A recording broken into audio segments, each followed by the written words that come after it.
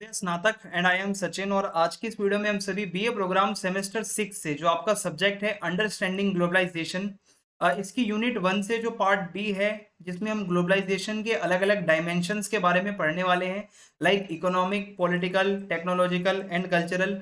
ठीक है, अलग अलग जो डायमेंशंस हैं वो हम समझेंगे। तो चलिए वीडियो को स्टार्ट करते हैं बिना किसी टाइम को वेस्ट किए। और आपसे एक छोटी सी रिक्वेस्ट है कि आप मुझे इंस्टाग्राम पे प्लीज़ फॉलो कर लें, और आपकी जो भी क्वेरी हो आप आके वहाँ पे मुझसे पूछ सकते हैं, आपका ज़रूर रिप्लाई किया जाएगा। और आगे बढ़ते हैं। आपको अगर पीडीएफ नोट्स चाहिए तो आप हमारा टेलीग्राम चैनल ज्वाइन कर लीजिए, एकलव्य स्नातक 1। ठीक है, ये हमारा टेलीग्राम चैनल है, यहाँ पे आपको सारी पीडीएफ्स अवेलेबल करवा दी जाएंगी। और सिलेबस की बात की जाए तो यूनिट 1 से जो ए पार्ट है मैंने करवा दिया है। आज यूनिट 1 में से बी करेंगे और यूनिट 1 कंप्लीट हो जाएगी। तो डायमेंशंस आज हमें पढ़ने हैं। इंट्रोडक्शन के साथ स्टार्ट करते हैं। ग्लोबलाइजेशन आप सभी को पता है कि आज एक ऐसा वर्ड है जो कि मतलब हर कोई जानता है। ये एक ऐसा प्रोसेस बताता है, ठीक है, जिसमें होता क्या है, एक्सचेंज होता है। किस चीज़ का एक्सचेंज होता है? गुड्स का, सर्विसेज का, वैल्यूज का, कल्चर का। ठीक है, यहाँ आप इसको कह सकते हो एक फ्लो होता है। एक जगह से दूसरी जगह अगर कोई सामान जा रहा है, कोई आइडियाज जा रहे हैं, कोई सर्विसेज जा रही हैं, वो सब ग्लोबलाइजेशन में आता है।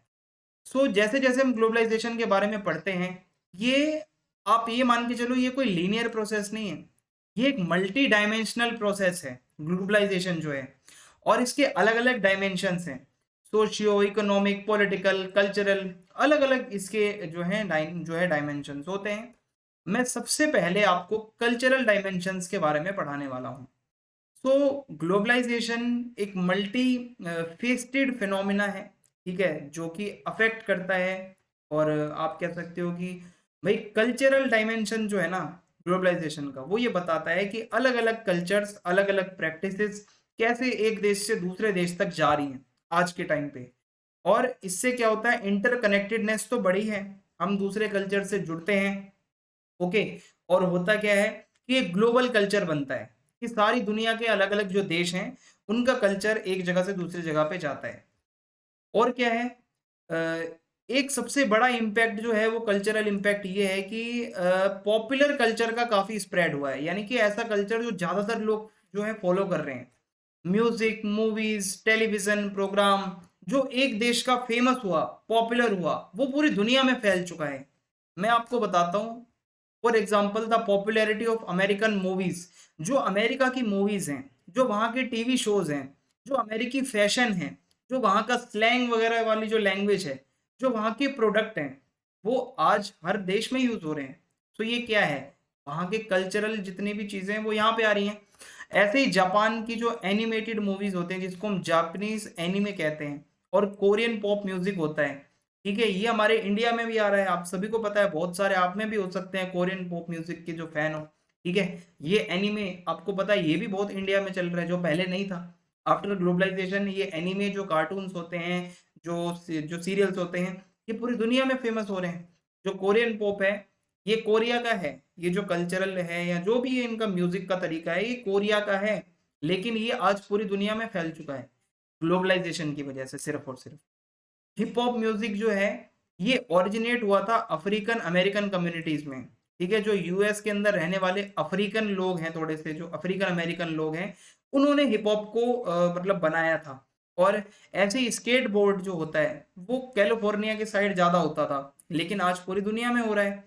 ऐसे ही कल्चरल एक्सचेंज हो रहे हैं ग्लोबलाइजेशन की वजह से। ये हिप हॉप है जो कि अफ्रीकन अमेरिकन कम्युनिटीज जो होती हैं उन्होंने इसको डेवलप किया।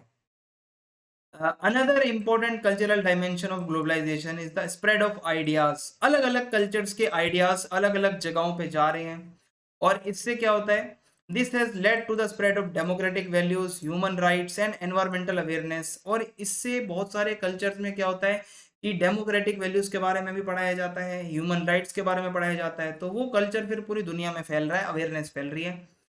और ग्लोबलाइजेशन की वजह से रिलीजियस आइडियाज, हमारा सनातन धर्म या इस्लाम जो है या जैनिज्म, बुद्धिज्म, एक जगह से दूसरी जगह पर जा रहा है। फॉर एग्जांपल बुद्धिज्म जो है इंडिया के अंदर ओरिजिनेट हुआ था, आप सभी को पता है, इंडिया का निकला हुआ है ये Buddhism.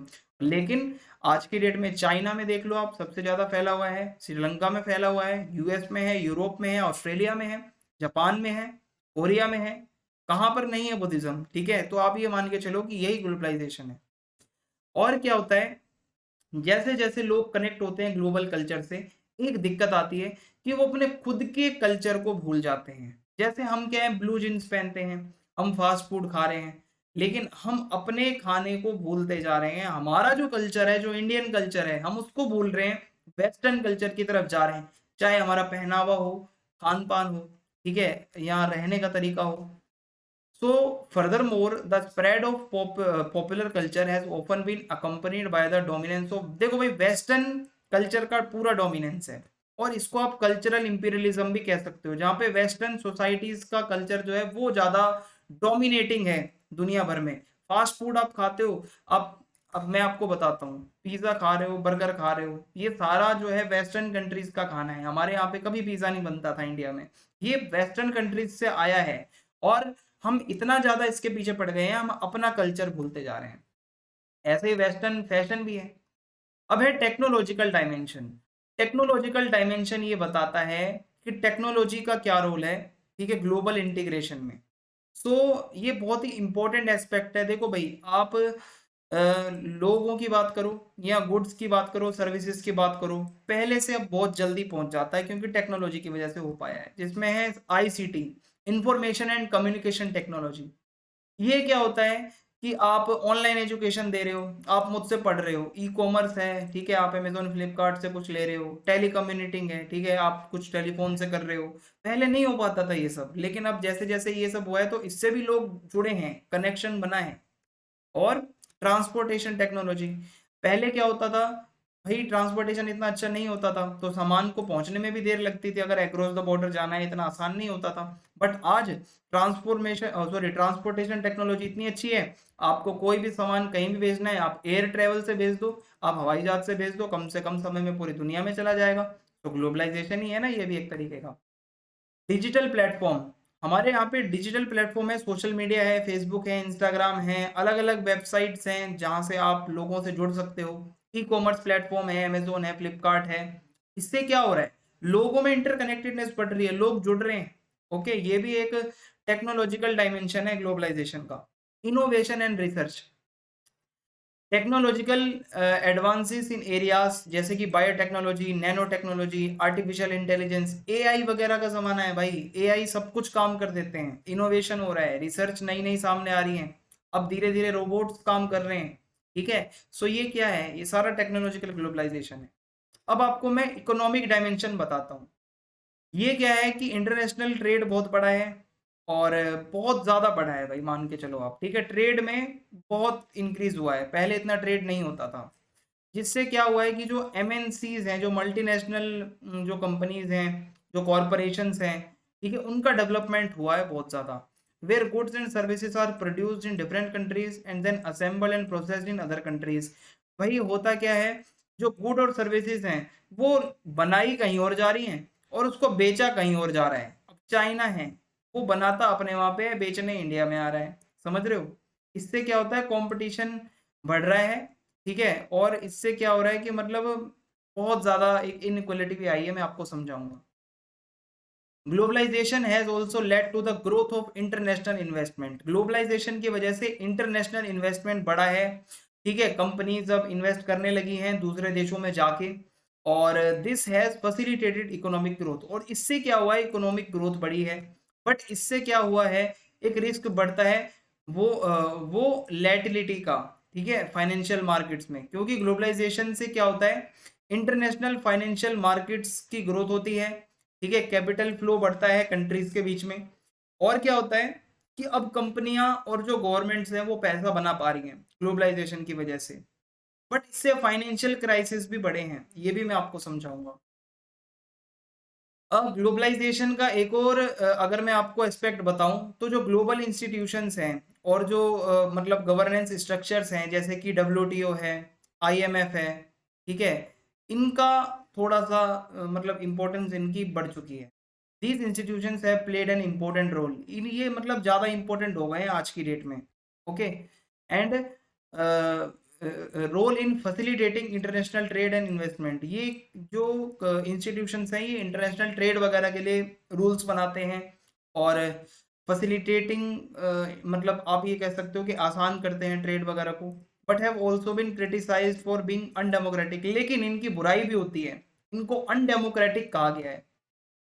One of the key benefits of globalization has been increased economic growth and development. मतलब डेवलपमेंट, इकोनॉमिक ग्रोथ ये तो बढ़ा ही है। और क्या हुआ है कि इंटरनेशनल ट्रेड से जब और इन्वेस्टमेंट से क्या होता है कि इकोनॉमिक एक्टिविटीज बढ़ती है, जॉब्स की अपॉर्चुनिटीज बढ़ती है, आपके जीने का जो तरीका है, लिविंग स्टैंडर्ड्स काफी इंप्रूव होते हैं। और this has been particularly true in developing countries which have been able to attract foreign investment. ऐसा क्या है कि जो डेवलपिंग कंट्रीज है उनका ज्यादा फायदा हुआ है, बाहर से देश आते हैं, इन्वेस्टमेंट करते हैं। So however globalisation has also had negative impacts on certain group. कुछ लोगों के ऊपर इसके नेगेटिव इम्पैक्ट्स भी हैं, यानी कि जो काम करने वाले हैं, जो लोअर वेजेस पे काम करते हैं, उनका कोई फायदा इतना बड़ा नहीं हुआ है भाई। ठीक है, एक रेडी वाला अगर आलू बेचता है तो उसका ग्लोबलाइजेशन में कोई फायदा नहीं हुआ है, बट उस आलू को जो एमएनसी खरीद के चिप्स बना के बेच रही है पूरी दुनिया में, फायदा उसका हुआ है। ये एग्जाम्पल से आप समझ लो। अब है इसका पॉलिटिकल डायमेंशन। तो एक तो डेमोक्रेसी का स्प्रेड हुआ है ग्लोबलाइजेशन की वजह से। डेमोक्रेसी के जो वैल्यूज हैं, जो डेमोक्रेटिक आइडियाज हैं, वो एक देश से दूसरे देश तक गए। और राइज ऑफ ग्लोबल गवर्नेंस, अब ग्लोबल गवर्नेंस का राइज हो रहा है भाई। ठीक है, जैसे यूएनओ है, यूएनओ की सारे देश बात मानते हैं, ऑलमोस्ट 193 मेंबर्स हैं इसके। ठीक है, और मैं आपको बताऊं, ये ट्रेड को भी संभालता है। यूएनओ की एजेंसियाज हैं जो ट्रेड को संभाल रही है, सिक्योरिटी को ग्लोबल लेवल पे यूएनओ संभाल रहा है। ठीक है, हर चीज को तो यूएनओ संभाल रहा है, तो एक ग्लोबल गवर्नेंस हो गई ना। Pressure on government to adopt pro market policies. अब ग्लोबलाइजेशन से क्या होता है, मार्केट भाई अगर ओपन करनी है तो थोड़ा सा आपको लिबरल होना पड़ेगा, आपको बाहर वाले को आने देना पड़ेगा अपने देश में। लेकिन कुछ गवर्नमेंट जो है वो काफी स्ट्रिक्ट होती हैं। तो ऐसे में गवर्नमेंट के ऊपर प्रेशर आता है, फॉरेन इन्वेस्टमेंट होने दें और कॉम्पिटिटिव मार्केट बेस्ड इकोनॉमी बने, प्रो मार्केट पॉलिसीज बनाए government. Growing importance of international organisations. अब हमारी जो यूएनओ है, डब्ल्यूटीओ है और डब्ल्यूएचओ है, ये इंटरनेशनल ऑर्गेनाइजेशन की इंपॉर्टेंस बढ़ती जा रही है। ये ऑर्गेनाइजेशंस डिस्प्यूट्स वगैरह को रिजॉल्व करते हैं। तो ये यूएनओ वगैरह के बारे में हो गया, ये इसका पॉलिटिकल डायमेंशन था। और increased political power of multinational corporations. देखो भाई, जो बड़ी बड़ी कंपनियां हैं ना, वो ज्यादा फायदे में हैं, वो ज्यादा पावरफुल होती जा रही हैं। जो एक वेलफेयर स्टेट का कॉन्सेप्ट है ना, वो खत्म होता जा रहा है। ये एक नेगेटिव इम्पैक्ट है पॉलिटिकल वाला, कि जो पहले सरकार लोगों के लिए काम करती थी गवर्नमेंट, अब वो वेलफेयर गवर्नमेंट नहीं रही है। Emergence of new geopolitical alignments. अब क्या है, ग्लोबलाइजेशन की वजह से नए नए अलाइनमेंट्स बन रहे हैं। ठीक है, पार्टनरशिप्स हो रही हैं, ट्रेड में बहुत ज़्यादा अलाइनमेंट्स हो रहे हैं। तो ये सब है। अब स्टेट्स जो पहले पावरफुल होते थे, जो मैंने बताया अभी कि वेलफेयर स्टेट्स का कॉन्सेप्ट खत्म होता जा रहा है। IMF, WTO, world bank, NGOs, इनका और एमएनसीज वगैरह का ज़्यादा डोमिनेंस है देशों के ऊपर। तो आपको समझ में आ गया होगा, ये टॉपिक ज़्यादा बड़ा नहीं था। अगर आपको वीडियो अच्छी लगी हो तो आप चैनल को सब्सक्राइब करना ना भूलें, ज़्यादा से ज़्यादा वीडियो को लाइक करें और कमेंट बॉक्स में आप अपना फीडबैक ज़रूर दें। जय हिंद, जय भारत। मिलते हैं नेक्स्ट वीडियो में।